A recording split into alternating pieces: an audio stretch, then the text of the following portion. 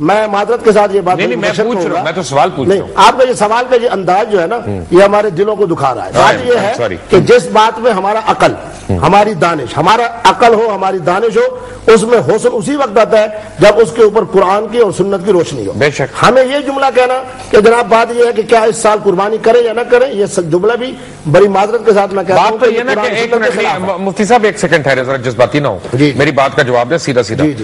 ہم تو اپنی نیت کی بات کر رہے ہیں نا کہ نیت تو اللہ کی راہ میں قربانی دینے کی ہے نا.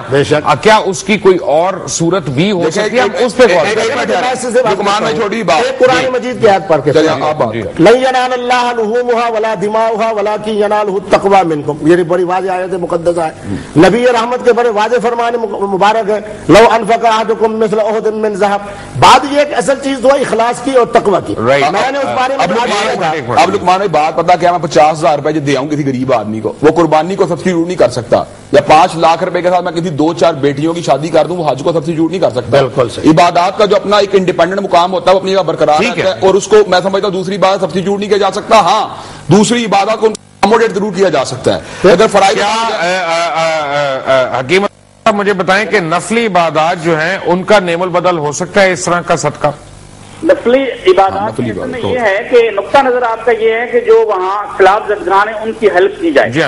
اس میں یہ ہے کہ مثلا آپ والدین کی طرف سے، دادا کی طرف سے، دادی کی طرف سے، یا جو مرحوم فوت ہو گئے ان کی طرف سے کوئی قربانی کرنا چاہتے ہیں تو ایک گائے خرید کے ان کو دے دیں. وہ یہ کریں گے کہ اس گائے کو بیچ کے پیسے نہیں لگائیں گے، وہ اس گائے کو ذبح کریں گے اور اس کا گوشت کھائیں گے. یہ بھی ایسی صورت میں ہو سکے گا.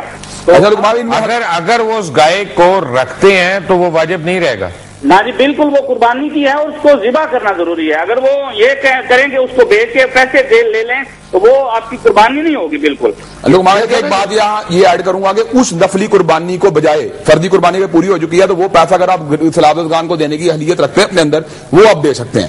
نفلی بات میں آپ میں معاہدہ نہیں ہے. نہیں ہم لوگ زیاں بھی تو کرتے ہیں نا جی. میں تو یہ کہہ رہا ہوں کہ مثلا اگر میں ایک بکرے کے ساتھ گزارا کر سکتا ہوں تو مجھے گائے کرنے کی کیا ضرورت ہے؟ یہ نہیں ضرورت، یہ قربانی کا نام ہے. سمجھے نہیں ہے جس سینس میں کہہ رہا ہوں قربانی تو میں کر رہا ہوں. ٹھیک ہے بالکل، تو بہر ہے. میں تو کہہ رہا ہوں کہ وہ اضافی رقم میں ادھر لگا دوں. دیکھیں جی قربانی تو تبھی ہوگی نا آپ 25,000 جیب میں تو آپ 50,000 کی قربانی کرنے کی کوشش کریں. قربانی کا لفظ میں تو سیکریفائس کا آنسر بھی شامل ہے نا. جب آپ کا دل کھل جائے گا الٹیمیٹلی آپ غریبوں کی مدد کرنے کے زیادہ قابل ہو جائیں گے. جب دل ہی تانگ کچھ اور کہہ رہا ہوں، جو بات آپ کہہ رہے ہیں نا میں اس کی وضاحت کر رہا ہوں. میں نے پہلے یہ بات عرض کی تھی. مثلا یہ ہے کہ میرا معمول یہ ہے کہ مثلا میں 30,000 روپے کا بکرا ہر سال ذبح کرتا ہوں. اب میرے اوپر قربانی بھی واجب ہے. اس میں سے یہ ہے کہ اگر میں کسی گائے میں یا اونٹ میں اپنا حصہ شامل کر لیتا ہوں اور وہ میرے حصے میں آتے ہیں 6,000 روپے، بقایا میں 24,000 روپے اسی طرح کے جو اللہ رب العالمین نے حکم فرمایا کہ اپنے مسلمان بھائیوں کے ساتھ امداد کرنی ہے اخلاص کے ساتھ، للہیت کے ساتھ، میں 24,000 روپے جناب جا کے ان لوگوں کو دے دیتا ہوں جو اس وقت مستحق ہیں. قرآن و سنت کی جو فلسفہ اور روح ہے وہ یہ ہے کہ 24,000 کی بجائے اگر میں 30,000 کا جناب قربانی کا بکرا ذبح کرتا اس 24,000 کے بدلے میں مجھے شاید اتنا اجر و ثواب نہ ملتا جو میں نے 24,000 اخلاص کے ساتھ للہیت کے ساتھ جا کے اپنے مسلمان بھائی کی امداد کی. ایک مسئلہ تو یہ ہوگا. دوسرا مسئلہ یہ ہے کہ جو 6,000 کا جناب میں نے گائے ذبح کی ہے میرے اوپر لازم ہے کہ اب میں اس کو استعمال میں بھی کر سکتا ہوں، میں اپنے بچوں کے لیے بھی استعمال کر سکتا ہوں، دوستوں کے لیے بھی پکا سکتا ہوں. اس سال میں یہ کروں کہ جناب وہ گوشت بھی امانت و دیانت کے ساتھ ان لوگوں کے پاس بھجوا دیا جائے.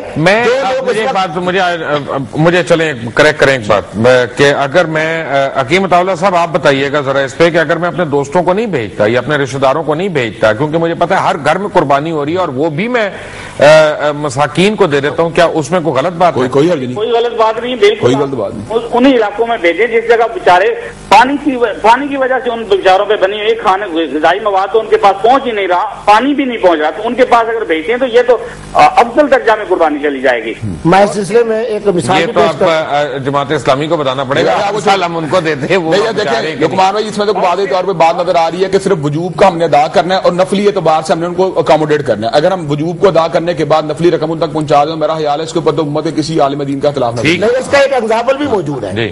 جس وقت افغانستان میں جنگ لڑی جا رہی تھی تو وہاں جب انہوں نے اپنا رابطہ عالم اسلامی نے وہاں کانفرنس بلائی سعودیہ میں تو اس میں بھی شریک ہوا. تو اس میں یہ طے ہوا کہ مینا کے اندر جو قربانی ہو رہی ہے اس کا گوشت جو ہے وہ منتقل کر دیا جائے افغانستان. بالکل ہوا تھا، یہ بالکل ہوا تھا. رائٹ. علامہ ابتسام علیہ ظہیر آپ کا، مفتی عبدالقوی صاحب آپ کا، عبدالرشید ترابی صاحب آپ کا، حکیم عطا اللہ صاحب اور محمد ایوب صاحب، آپ سب کا بہت بہت شکریہ اس پروگرام میں آنے کے لیے. انٹل ٹمورو، اللہ حافظ.